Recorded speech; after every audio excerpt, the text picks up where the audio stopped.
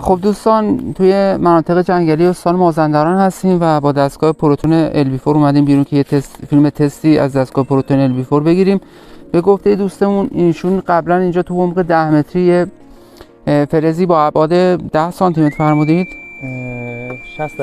60 در 40 تو عمق 10 متری قرار دادن بابت بحث تست دستگاه KS 700 آلمان و حالا ما میخوایم با دستگاه پروتون LB4 هم یه تستی روی منطقه انجام بدیم، ببینیم فلزی که ایشون تو عمق 10 متری گذاشته بابت تست KS دستگاه پروتون هم میتونه بگیره یا نه.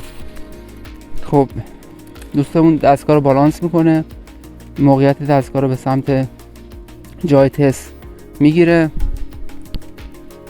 سنس محیط رو با دستگاه پروتون انجام میده.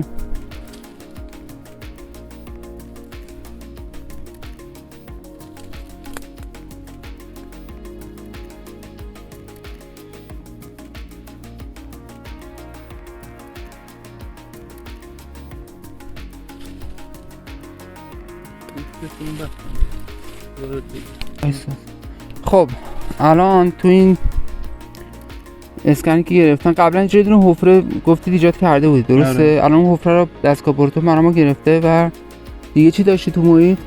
این دو تا فلز داریم اینجا. خب یه 40 در 40 یه 60 در 40. خب این فلز 60 در 40 مونه درسته. خب این و فلز 40 در 40 فاصله زیاد ازش نداره. خب کوچولوتره. هم دو تا فلزی که در واقع قبلا اینجا کاشتید الان دستگاه پروتون تونست اونا رو بگیره. آره. از جنس مفرغ هم بودن. اینا مثل نم‌تر از چیزه. مثل خالص. ولی اینم یه فیلم تست از دستگاه پروتون LB4 محصول شرکت آسوای ترکی.